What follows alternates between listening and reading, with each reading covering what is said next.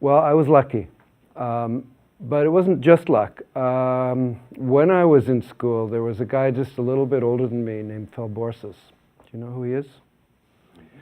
Phil Borsis was a director. He made some beautiful films, and he died young.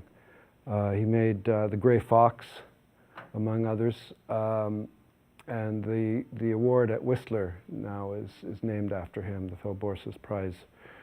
And you know, when you're sort of at that point in your life where you don't actually quite have the courage to say you're a filmmaker, but you kind of think you are, and you know, and you don't exactly, you know, you haven't quite launched yourself, and then there's somebody who you think is like so established, you go, wow, right?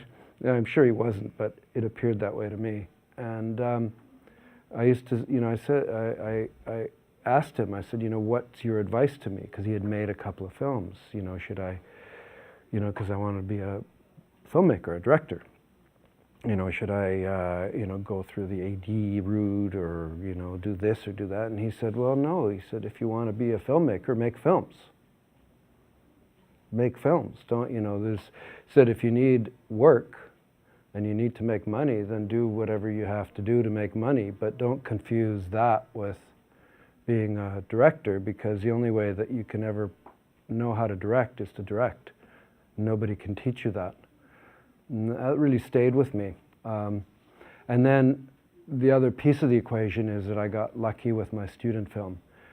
It won a lot of awards and sort of got me a shot at making a film, like right out of film school. But even so, it was like quite a few years of knocking around making films and just getting you know, like doing stuff for money that had nothing to do with making films. And this was back when we didn't have digital. I mean, it's like you had to like get short ends from people, and you had to like, you know, borrow equipment that was worth hundreds of thousands of dollars and then talk the lab into processing the film, you know, it was like hard.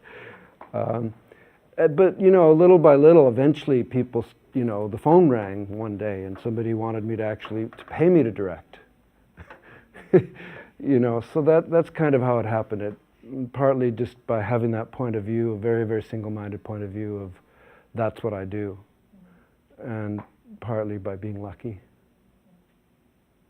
But you make your, you know, I mean, if you're single-minded for long enough, eventually the dice will roll your way, I think.